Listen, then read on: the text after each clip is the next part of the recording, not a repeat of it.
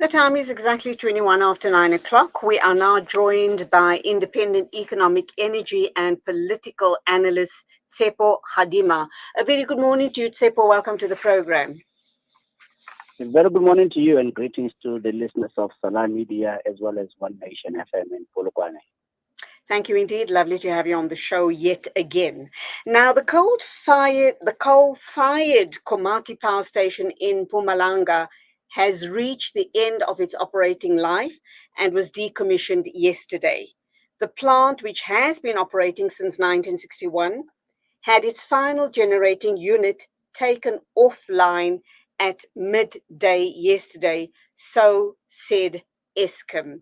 What does that mean for us in South Africa? What does it mean for the people in that part of the country? I'm also thinking power, though Eskom tells us that it's not going to have any sort of disruption at all because that remaining unit was only contributing 121 megawatts. Over to you, Tshepo. No, thank you. Look, the closure or the decommissioning of Komati Power Station must be seen in the context that for a number of years now, Eskom has been telling all of us that they have got over 15,000 megawatts that is in breakdown. And that 15,000 megawatts, which is in breakdown and never fixed, included the capacity of the build capacity, or what is otherwise known as the nameplate capacity of 1,000 megawatts of Komati Power Station. So what does it mean in the immediate term? It means continued load shedding or rolling blackouts that we will experience because of it forms part of that 15,000 megawatts. I think what should worry us more is the further pronouncements from Eskom that they intend between now and 2025, thereabout, to shut down anywhere between 10 and 15,000 megawatts. It should worry us because their proposed solution to ensure that we can continue to have reliable supply of electricity is actually bringing on board that which is unreliable, intermittent energy from the so-called renewables. So if you look at Komati, for example, they saying that they are going to install in the order of about 200 megawatts thereabout of renewable energy, so-called. But I mean, this is one of the most bizarrest and downright ludicrous, and I dare say even lunacy from Megawatt Park, as well as within cabinet, in that a coal-fired power station would give you what they call energy availability factor of 72% and up to 85%. Now, the so-called renewables, which are intermittent in nature, what is even worse is that their energy availability factor is no more than 25%. So let's say if you are decommissioning a 75% energy availability factor base load power plant, and you substitute or replace it with a 25% energy availability factor, intermittent energy source, it just doesn't make sense. But for reasons best known to even the newly irregularly appointed board at Eskom, they allowed these decisions to continue to be taken. But what it has immediately, this closure of Komati Power Station, the immediate effect on Eskom is that later this week, when they release their long overdue audited financial statements, Eskom will have had to take well over 50 billion rand impairment charge. And that 50 plus billion rand impairment charge, which is the write-off, resulted from the International Financial Reporting Standards rules, it will be made up of two things. The megawatts that they say are in breakdown, because those plants have to be impaired in terms of the auditing rules. So Komati is going to have to fall into that category, adding to the impairment charge, which is going to be more than 20 billion rand in totality. plus the so-called municipal debt, which includes the so-called Soweto debt, that means that there must also be a 35.4 billion rand impairment charge. And hence I'm saying we are talking almost 55 billion plus that Eskom will have to impair. Now that is insolvency. So unless National Treasury has injected well over 70 billion rand into the finances of Eskom, there is no way that the auditors can declare later this week that Eskom is a going concern. And I think for us as South Africans, what should horrify us even more is that here we have the repeat of the Enron scandal in America, which resulted from bogus accounting, fraudulent accounting. Because the auditors of Eskom, if indeed they do apply the rules as they are, they will have no choice but to have to say Eskom is not a going concern. The problem, therefore, becomes that when Eskom is no longer a going concern, and there's no certainty of Eskom being able to meet its debts as they become due and payable, taking into account that Eskom has got a 400 billion plus debt, and it's got so many bonds that are having to be redeemed now, unless there's an injection in the order that we've been talking about, it will mean that the country of South Africa is itself bankrupt because every single debt which is from the state-owned companies says that if any one of the state-owned companies default on the payments of their debts, particularly the bonds, which are the money borrowed, and we don't know what they used it for, if they default, it means that the whole country of South Africa therefore has defaulted. So this is what should really make all of us to be alert, because failure of Eskom, and which failure is imminent because of the decisions that have been taken, including this pronouncement of the decommissioning of Komati, but not just Komati, a whole host of other power stations. That's going to precipitate the failure, and that collapse of Eskom is the collapse of the country. So that's how serious it is, that we need to pay particular attention, and we have to do a lot more than what has been done to date in order to rescue South Africa, let alone just Eskom as a company. So, Tshepo, lots and lots of other questions coming your way, because as you were speaking, I was getting more and more horrified with every sentence that you've been sharing with us. And this sounds very, very ominous indeed. I'm thinking, what can they justify decommissioning these power plants? Can they not be repurposed? Should they not be repurposed with fossil fuels, which has been serving us well up to this point in time? They're talking about renewable energy, but we do also know that a first world country like Germany has just gotten a big consignment of coal from us. So if the West is pushing down renewable energy down our throats, how come they sourcing coal from South Africa? Let me read a message to you from Leah Lynette Robry. Thank you indeed, Leah. She says, good morning, sir. There have been many murmurs and reports of our country selling coal to China. Is this the mindset of capitalists? Customer is king. Is this not the same as selling our country for profits? So do you want to respond to Leah and also to the comments I've made just now? Yeah, I think first to the point of the listener there is that South Africa is endowed with abundant fossil fuels in the form of coal. And I've made a point before that if the current Minister of Minerals and Energy, Kgadima, really had the capacity for that portfolio, he would have implemented the Central Energy Fund Act of 1977, which was last amended in 1985. Because us as a country, therefore, would not have been having shortage or would not have been insecure as far as liquid fuels are concerned, and a whole host of other industrial chemicals that we need for the development of this economy, things like fertilizer, things like sulfuric acid, which we need for mineral processing, which we need for water purification, a whole host of other bitumen, for example. If the minister had only done what was in the act, which the Nationalist Party government did, based on the geology of South Africa, we've got abundant coal reserves.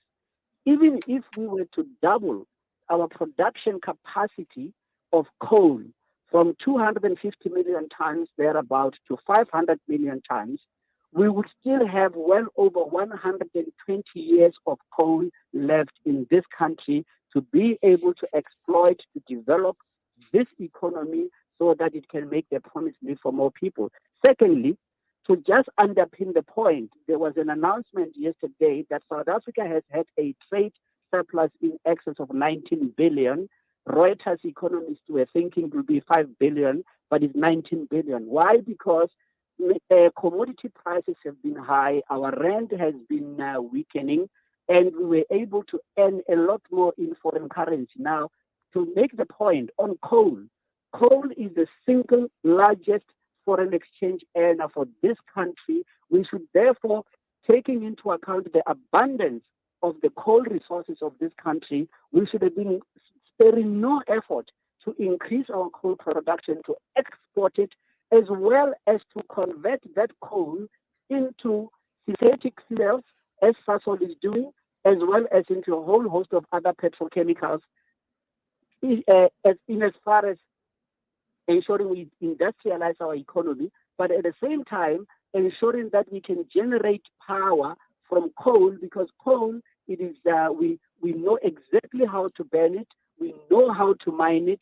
and it still gives us the most reliable, the least cost in terms of energy provision or electricity provision for that matter. However, what should be done on cases such as Komati, for example, we're talking about repurposing.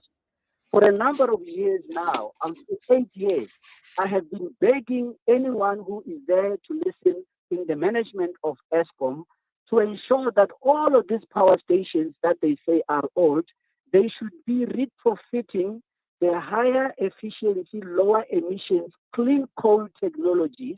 And there's a particular boiler which has been proven to be the most efficient, called a circulating fluidized boiler. They should have retrofitted, even on Komati, for example, to ensure that we can continue to have reliable supply of electricity.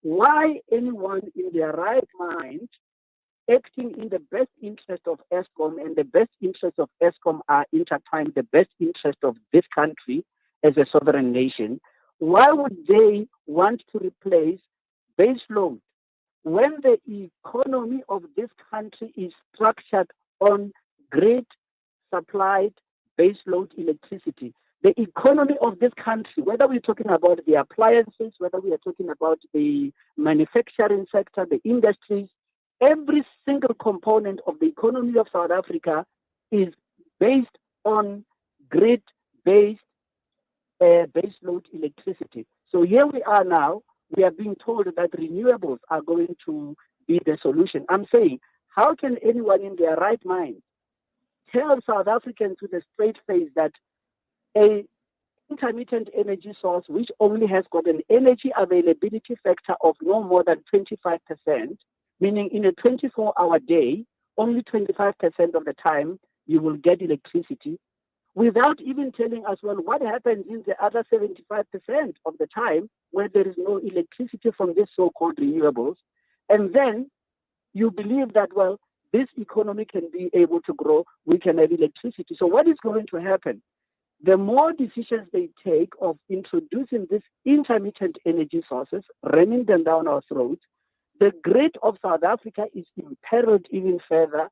And I dare say that, mark my words, by the end of this year, if the trajectory continues in the manner that the electricity grid of the country is going to totally collapse, and when it totally collapses, it will take no less than 3 weeks to bring the system up. However, in that period, all of us must pray and do whatever is necessary that the thieves who we saw pillaging and vandalizing and stealing and harvesting at leisure the PRASA infrastructure will not do the same when the electricity collapses. Because even when they sanguinely talk about a stage 8 load shedding, what they don't tell is that in stage 8 load shedding, it means that you start to switch off your transmission line, because the various stages of load shedding we are going through now, they are selectively switching off the distribution line.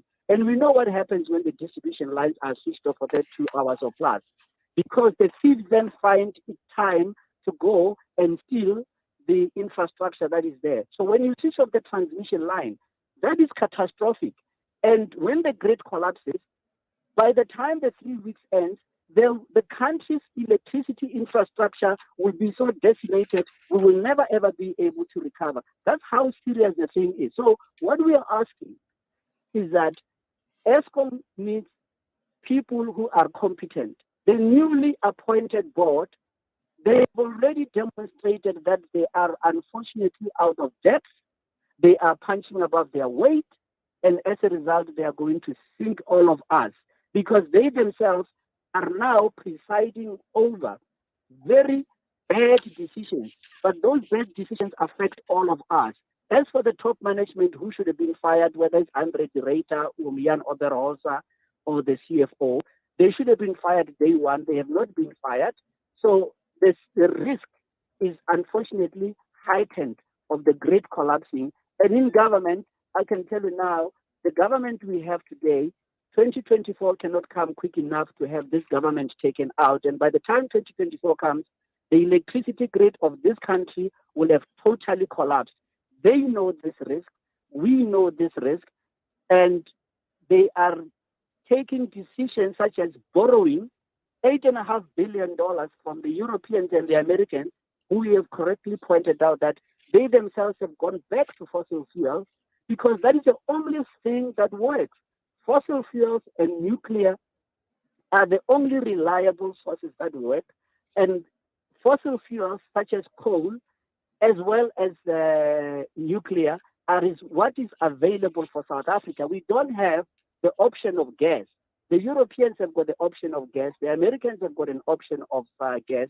We don't have that as an option for us to be able to generate electricity, which in turn makes the introduction of renewables even much more a dangerous idea when you have to back them up 100% with baseload power from coal, because it increases the cost, and the cost currently is known. And I've gone on record, and I continue to do so. I challenge anyone who says that they are an independent power producer to tell us first and foremost who are they independent from, because they depend 100% on Eskom and on National Treasury to give them guarantees. But lastly, I challenge them to show us a single meter in this country which shows where the electricity they purport to have produced, which customer has ever used that electricity, because 100% of the electricity they purport to produce, not one of it is usable by anyone in this country, which in turn constitute wasteful and fruitless expenditure by Eskom, therefore Eskom violating even the Constitution of the Republic, not only Public Finance Management Act. Tshepo, we need to wrap up there. You've made some very, very powerful statements. I'm ending this interview on a very, very depressed note. It is frightening what you're predicting. The only thing I can say now is, for the past 2 days, this is what I've been talking to people about, all of the experts that we've had on the show regarding different issues as far as the breakdown of the country is concerned. I'm saying that civil society needs to now rise up, and we need to take these matters to court. Let's hold these people totally accountable. I hope that our judicial system hasn't been corrupted to the core where we can't even take these issues to court. Maybe we should bring urgent, interdicts against Eskom and other such entities. We need to do something. Civil society, please wake up before the country is in total darkness and absolutely broken. Let me wrap up by sharing one or two more thoughts by Leah Lynette Robery. She says that may the Honorable, I won't even refer to him as Honorable, may Gwede Mandashe please do our country a favor and leave the building. And her second comment is, please keep fighting the good fight, Mr. Kgadima. Do your country proud. So there you have it, Tshepo. Let's do something as far as the law is concerned. Something has to be done. Otherwise, you and I and our future generations won't have a home. There won't be a South Africa left. Thank you indeed, good sir, for being with us on the show this morning. That was Tshepo Kgadima, independent economic, energy, and political analyst. Thank you. God bless.